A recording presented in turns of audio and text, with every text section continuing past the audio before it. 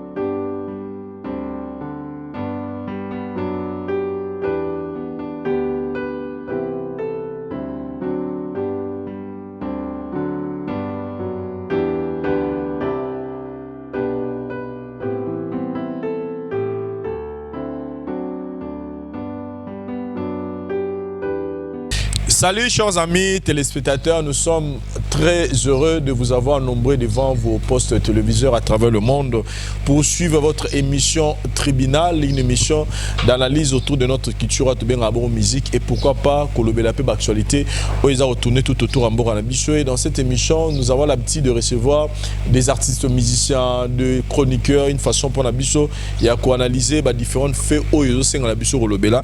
Et pour ces derniers temps, nous avons comme un invité permanent, Mboutali Kassou, avec lui. Nous essayons un peu de Kolobela Marambutu, Oyo, Zanango, comme actualité, que ce soit musique ou autre chose.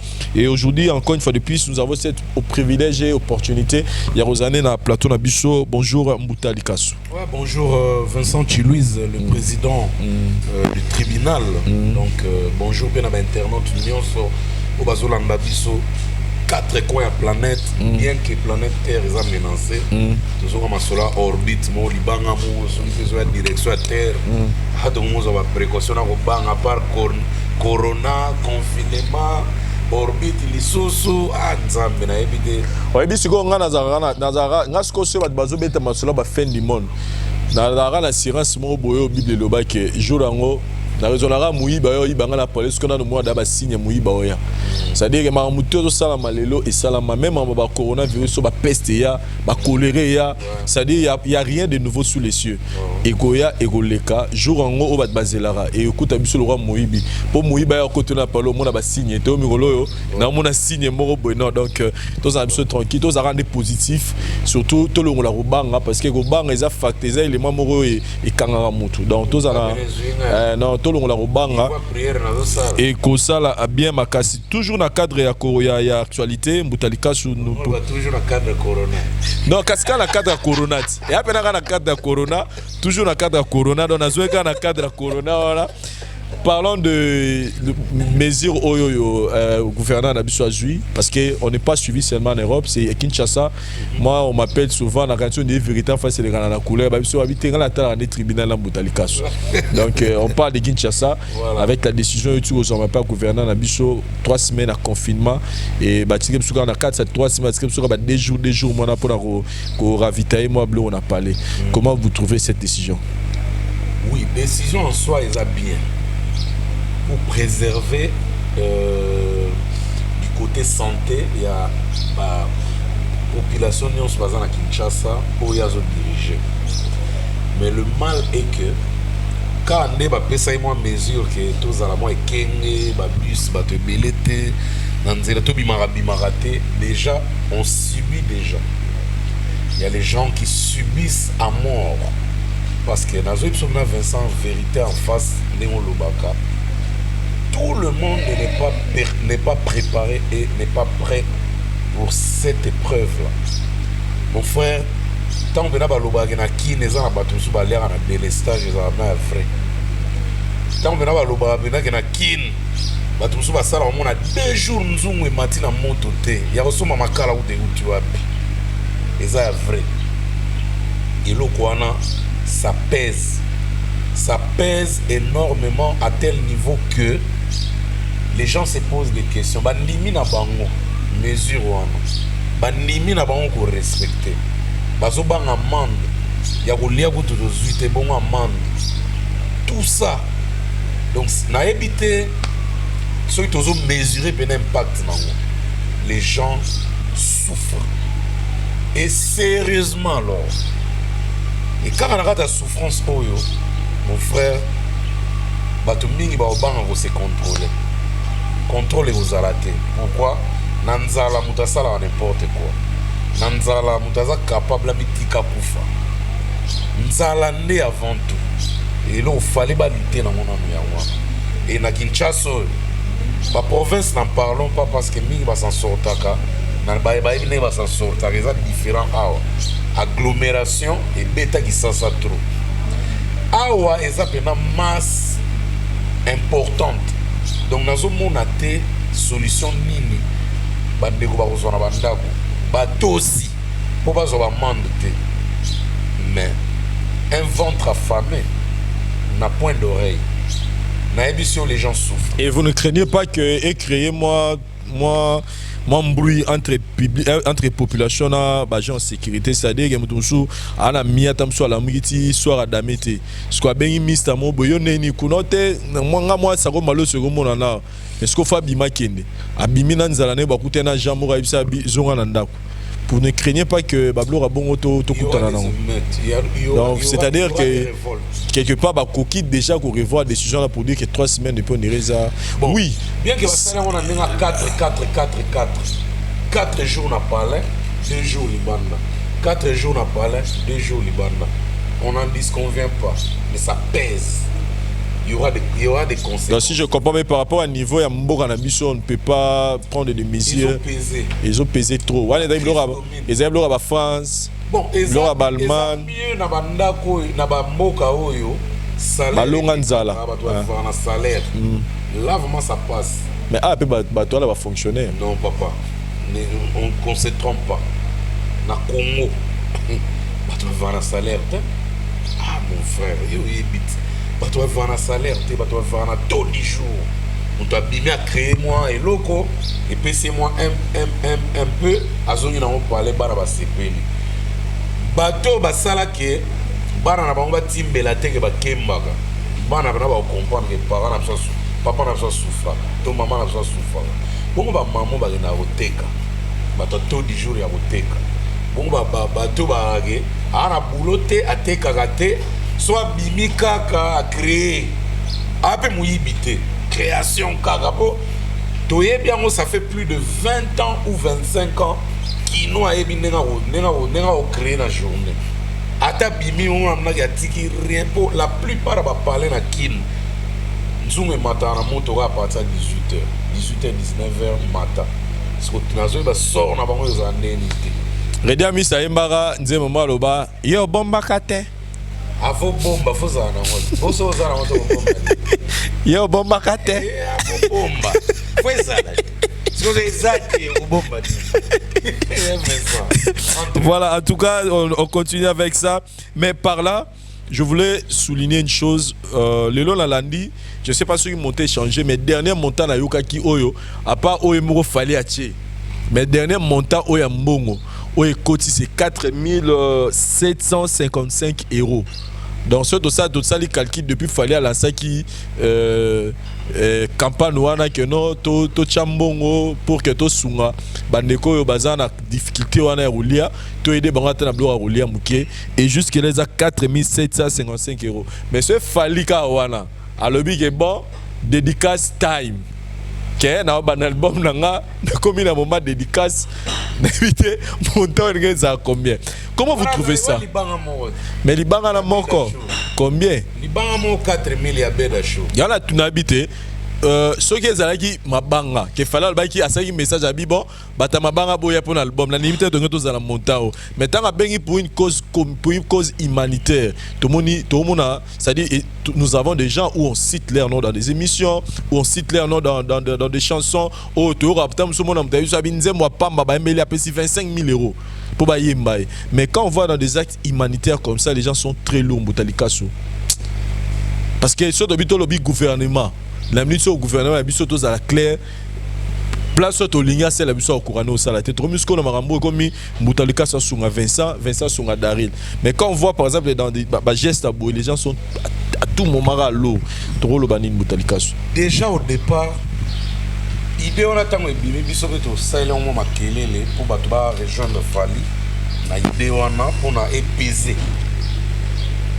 à ma grande surprise na monique non bah côté ya namoni loi annoncé aye ba kam annoncé aye j'allais même arriver là où Ranson peut annoncer aye président Ranson peut annoncer aye côté président Ranson c'est comme si ba fan na ende ba exiger que na bongo le président rappé aza mutema munene aza mutabato ndenge na yebeli président Ranson aza na bolingo Babilo mususu eza mamba ba fanatique te bilo mususu eza bena mamba ya population donc likambo ya vie bato balingaka ye oui ba fanatique à maison mère faut se retrouver na likambo wana mais en dehors ba fanatique à maison mère aza l'homme de la paix il fallait afongola mutema et qu'il n'est pas mutu nyonso ata aza fanatique na été c'est l'artiste le plus populaire de notre pays. Le fait que ningisi muke pe a eu décision que y a fond la paix cagnotte na e eza mabete eza bien mais alors de disperser et foutre à rater ce que ils ont kende na ordre il y a unifié so ils ont na unité et kendaka bien que disperser na minute où Wera na présent Wera a raison. Mais ndenge to bana ko loba déjà na ndenge bato ba yebeli ke likambo fali mtalansaki bon na ebité omoni wenge pe bana façon na ba fonctionner balinga te ba kumbela ba balinga te ba kena ba marque mo bo mais o ezama mamba ba orchestre te ezama mamba ba fanatisme te ezama kambu ya leader na ba fanana ete eza likambu ya ba leader d'opinion ba ko sala nini pour la population Mais là, Moko, je viens de tourner une émission avec Binafilé, a soulevé le mot bon, na habité Nenio analysant, il a dit que na moment où fallait tant sali annonce anato to avec les misouté. Et ça là batum susu comme ezali kamba fali au kotati parce que un d'abord alingani falite parce que un d'abord falite am soit kangi c'est ennemi parce que un trois tam susu viena falite am sur li kamoro li gasa di bana barila mais azana possibilité on a au salango. Alors lui il pense que ce qui peut ouer le bas salaye ils ont bien pour bateau balinganga ba boyina bango ya fali et facilité ba bagene pas ya ouera ba ope bazana relation bien na ouera na falite baro ke na on peut pas Cédric Bakambu baro ke na on peut pas Loala parce que ce qui doit gagner une unité là ça me dit que musique n'est tambula rien tant sous batmususu à soutenir un musicien Y donc il y a déjà mamba fali akoyate ata eza pour na bonne cause akoyate mais comment on a que wera pas sali allié et cause on peut gars positif pour que esunga bato baro bazaki na baro ke pas falite ba qui n'est pas les autres. Comment vous trouvez cette idée? Moi je trouve que c'est déjà raté. L'idée là c'est déjà raté. Parce que biso na kini point les arabes, marambateza ya bien. Ça fait mal hein. Ça fait mal. Dikamo boya teza ya bien sugara na mbrouille. Ça fait mal parce que moi gérer ça concept moi c'est salama depuis indépendance et au longwate. Donc c'est salama. Moi je m'attendais pas à ça. Je m'attendais à ça pourquoi parce que artiste ba sangana sans que ba forcer ba sans intérêt. Et ça passe. Les artistes écartés parce que tout le monde 4755 son a tué moins 2000 la fabrica c'est 2755 €. Donc pour dire que même bateau bateau zela po ils ont raison ma artiste était ils ont bateau tout na yo c'est à dire que pourquoi parce que na minute oil fléau on les menacer na ba toute façon mesure yeli bango bazana impossible avec 80 avec plus de 8 millions d'habitants à Kinshasa. Projet on est aboutir de l'eau. Moi je jure. Mais sur les aïki, sur il est américain. Oh moi dans monsieur Jay-Z ça le lora bongo. Moi pendant tali bosso non pas fidèle. Pour moi j'aurais préféré fallait avoir 100 000 tout 200 000 euros. Achanega yé mo wasa nega maramnae. To we rapé. A supe 100 000 tout 200 000 mo atsala chema. Maintenant la yebi que ceux qui ba sangana ki fali wera jibe ferre héritier. Ba Binafilé, ba Fabregas, ba Ridi Amisi, ba Kofi Olomide, Nio Kalongo, aussi ba Saïsa, aussi ba Sobe, ba Videlo, aussi ba Cédric Bakambu, ba Trésor Mputu, ba politicien, aussi Mama Patali, ba PC Mawa, ba no baza uniforme na pe na kota, à Koti, oui mais on ça va à 5 millions de dollars équilibré pe moi partir les Kambao. On a consulté Vincent pour les Cambouane Salama qui va la satisfaire à la moitié, à un tiers. Et aussi, on a 10 millions de dollars. Dans beaucoup de et c'est 10 millions de dollars pour la carité à soi, pour servir, pour coin on a bien. Geste avec 10 millions de dollars, même ce chef de l'État au côté de Cambouane. Au senti que non, on a déjà l'État. Babouki maintenant 200 millions de basa non likamba oui moko motivé je vous jure mais c'est quoi mbuta et l'eau qu'on a déjà ba menaçant je peux dire ba menaçant pourquoi le fait déjà qu'on est en ordre dispersé ba menacer déjà idée wana nako ça ote Vincent et aussi Mbaté na limite que récolte au présent ou era au sala et au satisfaire ata kaluga papa. Et puis récolte au fallait au sala sans aide ya ba star mususu na limite satisfaire ata ngiringira pam récolte au loi au sala to o bakamba au sala na limite ko satisfaire ngalema donc en ordre de disperser déjà des échecs total Olobanini parce que tant toloba likambo ya ba musicien unité au moment lelo il y a une autre polémique et cotisus et comme yo il fallait ngo basela ke documentaire ba le baza millionnaire bongo millionnaire on passe à likambo osunga bato o musiko senga bato au moment que soit disa ko sarabiso est-ce que tant tout monde a ba star ya libanda ba ya ko sala ba dona ba ya ko sala ba dona ba payer eza na pasi ba ya o akesenga ba cotisation za ka moi mbongo na bango.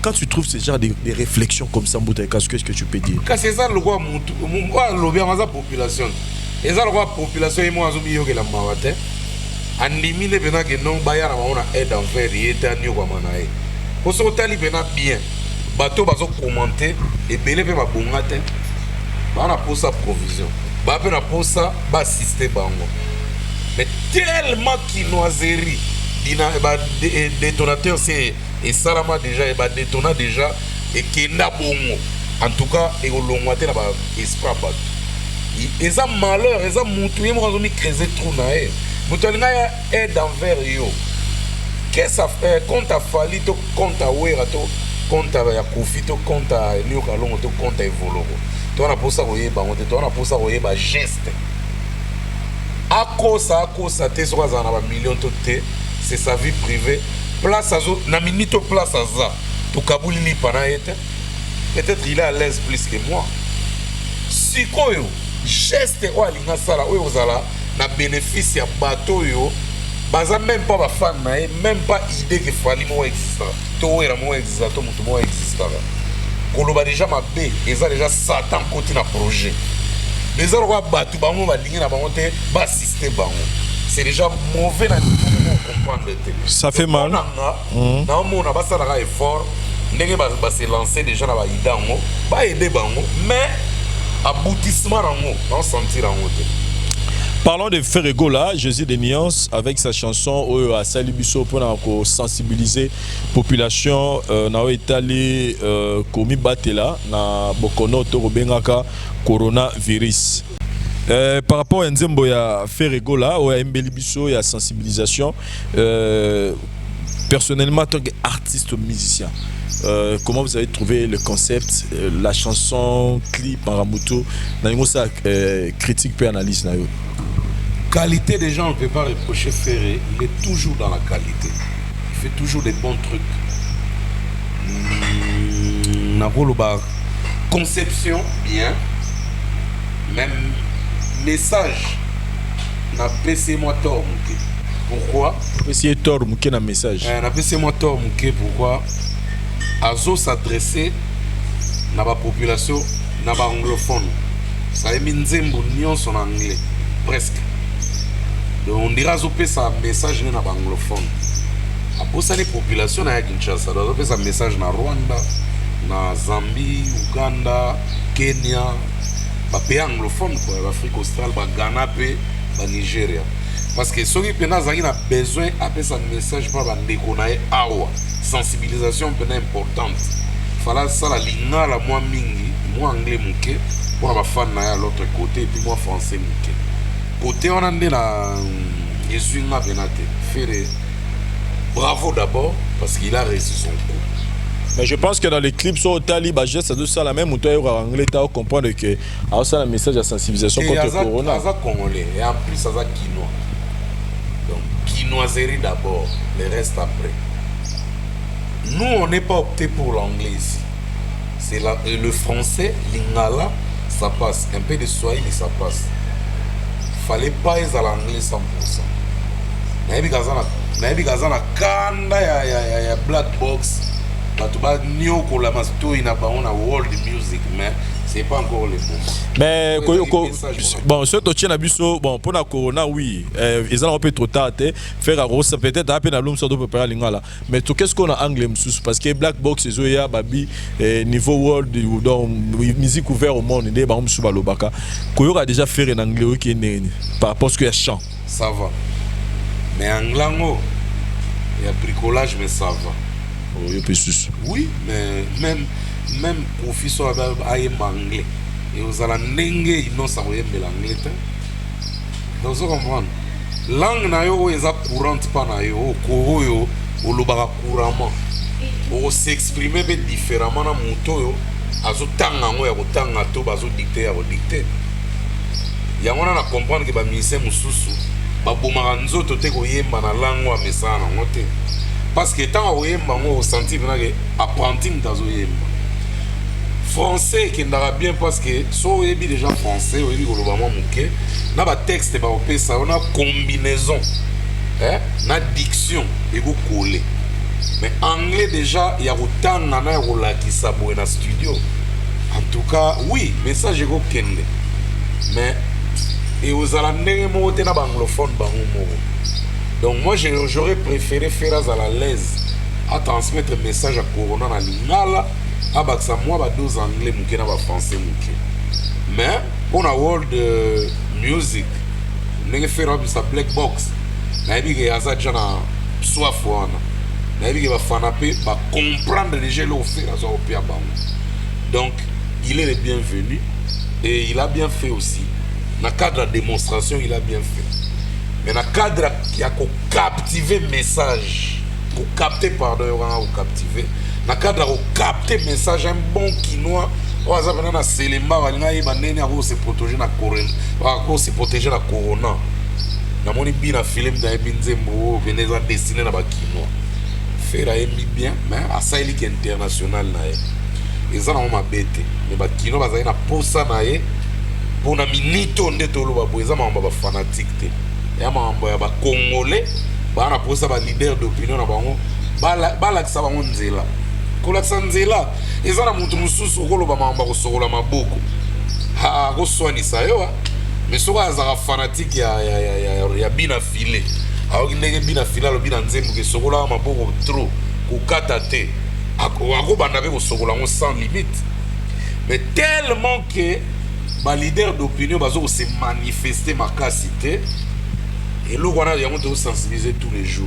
Faire bravo, mais le message a été capté peut-être à 20% cap. Pas émis en anglais. Les Congolais au bazar le anglais ne va pas faire. Au baloba lingala ba yoke kana ba geste. C'est pas bien d'abord na statut azana. On est fallu ta wa eba en anglais et en français pardon.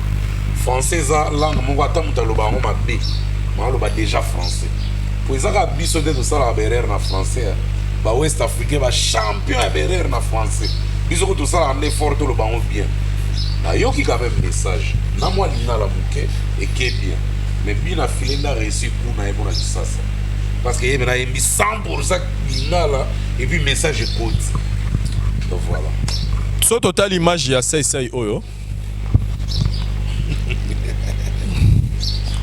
On dirait ça c'est comme Nesco que c'est moqué na Jibin piano.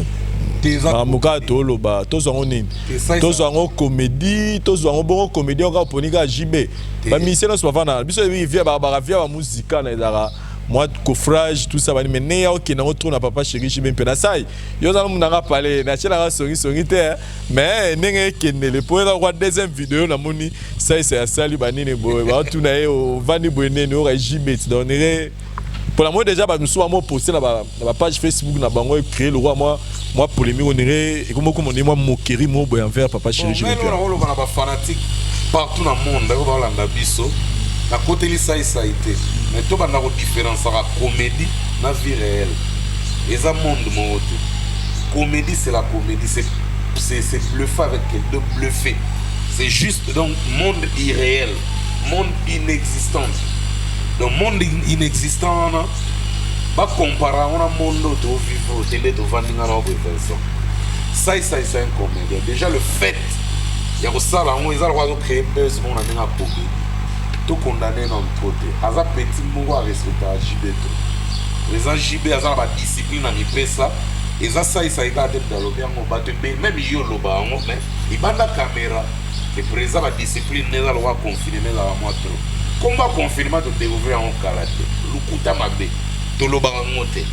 Mais façon d'être JB. Abana au kala. Nana wa yebite que même vidéo là ça la comédie jiba yoga onge. JB good. Ce va au tigre biloko. Azo so lenga bima mo eza makasa pour la fenêtre muke. Abibisi musapi. Moi. Après zone si lisapi. Do a tester. Non, eza injure. Eza comédie. Et ça va valoriser JB dans le concept à soi. Est-ce que les stars vont être rare? JB va créer un monde dans le monde rare.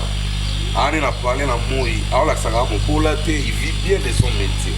Pourquoi incriminer à la personne de JB? Non.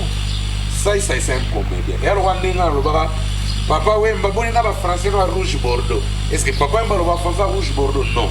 C'était ses habitudes. Papa et ma femme comme star. Abanda ou le bara français. A tes ans ma faute français cap. Si vous kenda bongo. nga beto na yo ça la comédie na nga na imiter na nga façon d'être à papa Wemba.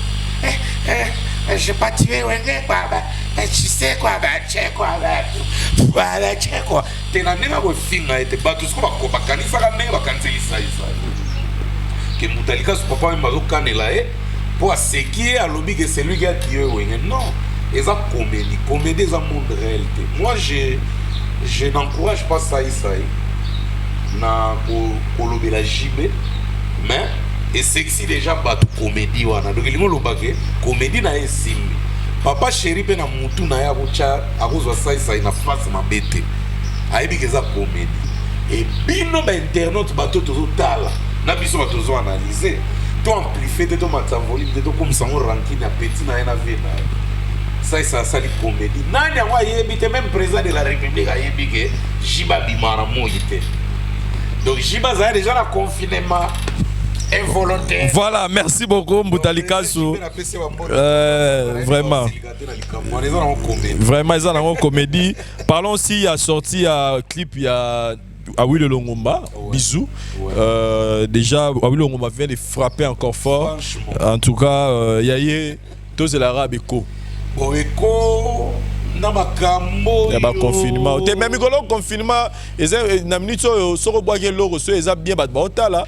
Batala bien so imer eza bien. C'est-à-dire que aux alors c'est même biso 4 jours na parler l'ensani. TV, internet pour bon, on a un moment bien présent grand frère Willow, félicitations. Qualité surtout. Non, la qualité il n'a pas vraiment loupé. Et puis minutage. Très bien. 2 minutes ou 1 minute et quelques. Nzembo Sili. Ce qu'on est aux abos, c'est là tout le monde partout. Bien que dans les réseaux sociaux, ils ont déjà levé les gens en vitesse dans les réseaux sociaux. Et à Willow, on sait qui il est.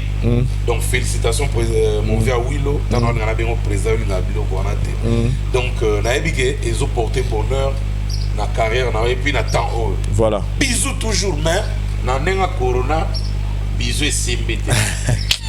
Des messages à bien la corona. Et un message à bien la bolingo.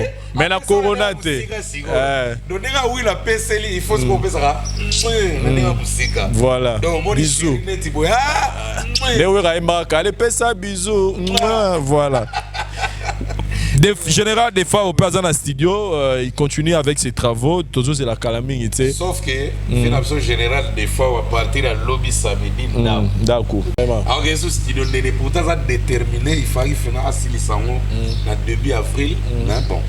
Bon boulot à notre vue. En tout cas, nous avons rassuré Bino. L'album avait une sorte de fois très bien réalisé par Maïka Mounan.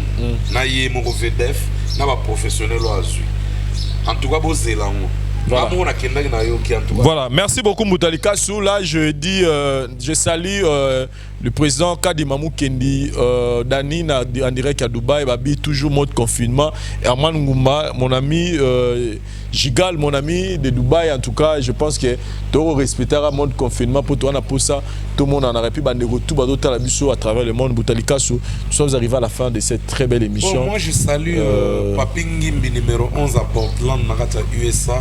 Paul Lumbu Bar de Fer, l'oncle Paul Lumbu Bar de Fer, en direct de Matadi, Pasta Padoum Petit Motonan Jambe, Motema Magim Petit, la Bossanité Judith Compressor, Judith Wumba Compressor, Canon Lupa, moi si Kitoko Narata Belgique, moi non à Sombandako, Nambon à Moussala, na Pessi Mbote na Jean-David qui a monté mon Coca-Cola, il y a José Moulumba, le Bogard de Birmingham, Motema Beni Barça, il y a Alain Mavungu.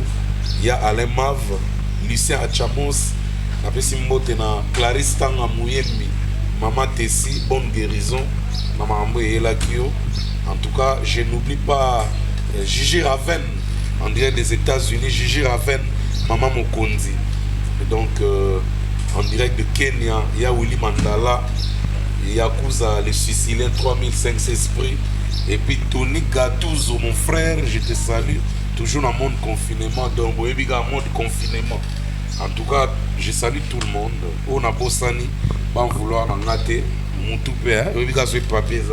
Voilà, merci David Wantessa pour la prise de vie. Merci chez Espace Oyo, village Wakanda, chez Aline Lutumba, Mwanda numéro 13, c'est-à-dire Namatonge Nangamba Fubu, Wana Boya. beaucoup d'espace pour bien, mais après confinement, tu reconnais la ressource parce qu'il y a mis tout à lobby, tout va en banda. On a signalé là-bas tout dit au père de grand frère moi à Kaouka à Paris. Mon sengo batwaye bien ça. Oh, Adaye. Pour la cause à virus méchamment. Vraiment. Donc vraiment ma condoléance la famille a vu dans son. Mais les gars maman lolo ba msou eza corona té. Ba beza sugi ana malade monsieur. Cancer on dirait. Cancer. Bon, veuillez nous préciser parce qu'on ne comprend plus. Corona, cancer ou comment? Mais sauf que nous pour nous envoyer des énergies positives na maman malolo le risque la congolaise pour que ça la guérir. Voilà, c'est ce qui est important. Voilà, merci na Banerutu, botali émission yo et tout le monde ani prochainement la différentes choses ambition. Bye. Ngai maman Pichu Tonele, naza pharmacienne en formation, nazo œuvre dans le laboratoire CRMTA, où ils allaient centre de recherche et de production de médicaments traditionnels améliorés. Tout tient à disposition de bino ba cosmétiques, tout ça l'industrie cosmétique enrichie au collagène, ils ont traité ba tampons, ils ont traité ba rides, ils ont traité ba poche, ils ont traité ba imperfection mingi ya peau, pour ça il a un sérum nango sous forme de masque, tout ça l'industrie crème réparateur, ils ont réparé pour ce qu'on a un problème avec acné, boutons, ma palata, et puis qu'on sait un sérum naïe, où ils ont enrichi dans l'acide hyaluronique. Tous on a aussi gel douche, tous on a grand format, dans petit format, et ça a mis à paille, ils ont adouci la peau. Tous on a des cheveux. Oyo ezo kolisa suki ba cheveux abîmés ba suki oyo ezo kata na pamba ba suki na ba teinte ezo bongisango ezo retarder repousse ya ba cheveux blancs ko ça na ngona huile na ngona bain d'huile toza na crème pommade toza na savon oyo ezo accompagner gamme ya ba cosmétique nyonso toza pe na ba médicaments na kati ya laboratoire CRMTA, tous on a pommade Diazolex, ils ont pommade antidouleur, ils ont traité toute forme de douleur, même la douleur rhumatismale, ma colorovimba, ils ont traité en haut. Tous on a crème Borex, où ils ont uniquement pour notre papa, ils ont rallongé le système de papa, et puis ils ont agrandi en haut.